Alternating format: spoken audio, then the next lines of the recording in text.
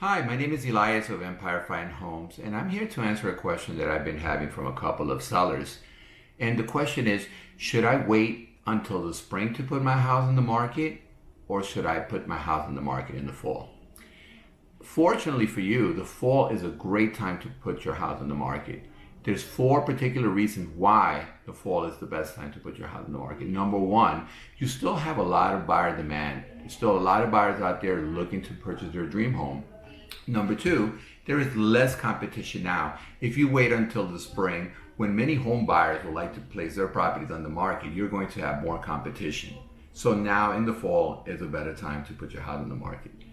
Number three, there will never be a better time to move up. Prices are projected to appreciate by 5.4% within the next year. And number four, it's time to move on with your life. Look at the reasons you decided to sell in the first place and determine whether it's worth waiting. My name is Elias Borges with Empire Fine Homes. Please subscribe to our channel below. Thank you.